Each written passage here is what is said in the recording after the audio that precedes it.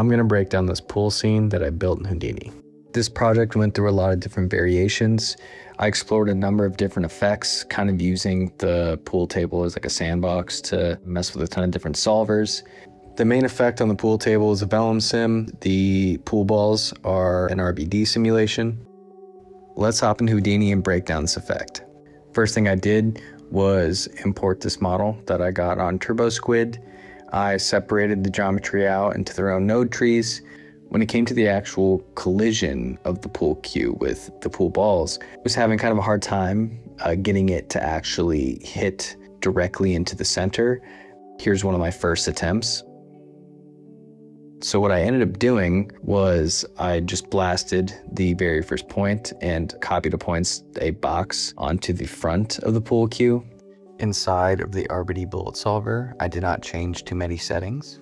One really important thing that I did is I put down this VEX that eventually slows down the RBDs.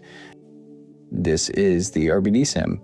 And I kind of like that naturally, just like in real life, one of the pool balls fell into the hole on the break. So down here is the color solver. This is going to be driving all of the masks for the vellum sim and for the blend shapes that you're going to see. So what I did is I imported the pool ball geometry. I extracted the centroid. I added a red color attribute to them. I imported the very middle of the pool table. I used a distance from geometry to make a mask edges attribute that I'm going to be using later on. Now to go over what's happening inside of our solver here. All I'm doing is I'm transferring the color from the centroid points that I made red onto the pool table. The reason it's in a solver is so it accumulates every frame. Also inside of here is a decay. All this is a multiply constant that I've set to a value slightly lower than 1. What this does is it fades the color after some time, even though it's accumulating. If I turn off the decay, you'll see that the color will stay on the geometry. And for the effect I was going for, I needed the decay for a nice fall off. I took the color and I applied it to an attribute mask that I've named mask 1. Now moving on to the vellum sim portion of this, I create this vellum mask, which we're going to use later, laying down some simple VEX using the mask 1 and mask edges that we've already created. I time shift this geometry. I then scatter some points and I put a pretty intense point velocity on it. And then I use a mirror clip node to mirror the velocity on both ends. We get a result like this. What I then do is I attribute transfer that velocity back to our initial geo, so I'm able to get the mirrored velocity without having geo that's split in half. I then take the mask edges attribute that I created and I use a group expression to group the edges. These are going to be used as our pinpoints in the vellum cloth.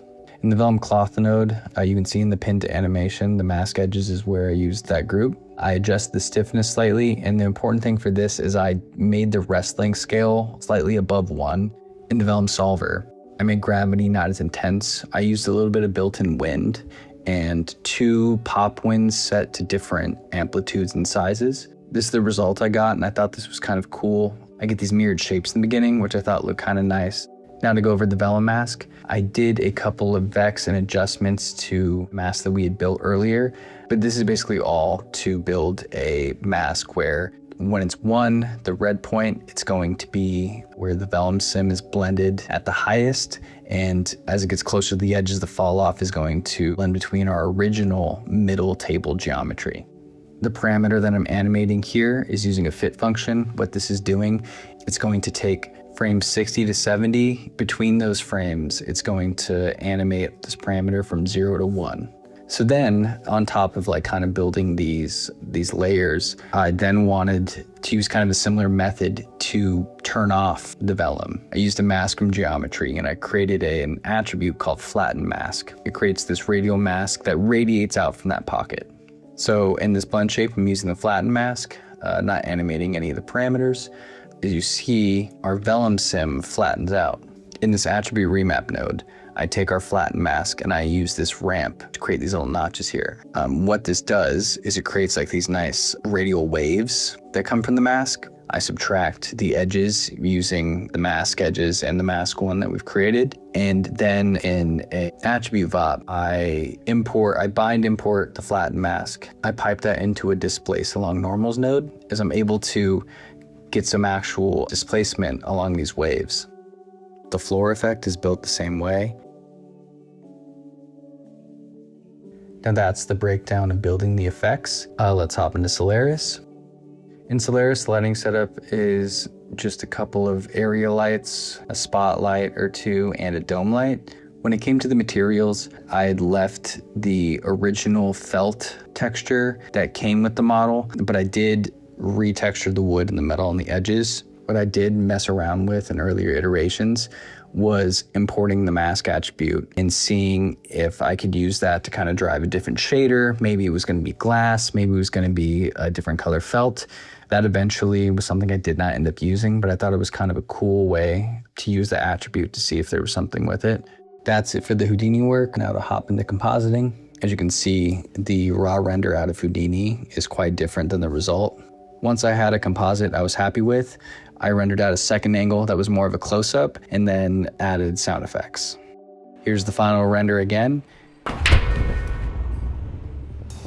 Thank you for watching. I'll see you next time.